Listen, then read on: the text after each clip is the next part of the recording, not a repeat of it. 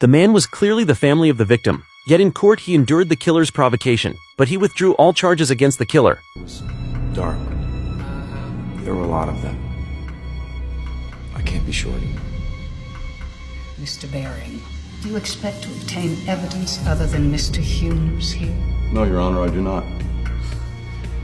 I'm dismissing this case. Due to insufficient evidence, the killer was released on the spot. He swaggered out of the courtroom, thinking the man had been scared into submission. Little did he know, this was only the first step of the man's revenge. Just a few days earlier, the prosecutor had approached the man, saying there was no surveillance at the crime scene, and only Jack had witnessed the entire murder. Because he and the victim were father and son, his testimony would likely not be accepted. The killer might be given a light sentence, or even walk free. From the prosecutor, Jack learned that his son had been killed for nothing more than a so-called gang initiation ritual. They forced new members to commit a murder, and if they escaped or were released from prison, they would become official gang members. This filled Jack with grief and rage. Since the law could not seek justice for his son, he would have to take revenge himself. So in court he withdrew his testimony, allowing the killer to be released on the spot, so the gang would lower their guard. Once they started their car, Jack immediately followed. Before long he found the killer Johnny's residence. He quickly drove back home, searching the warehouse for a suitable weapon. But as an ordinary man, he had no real weapons at home for killing. Jack helplessly tossed aside a rusty knife,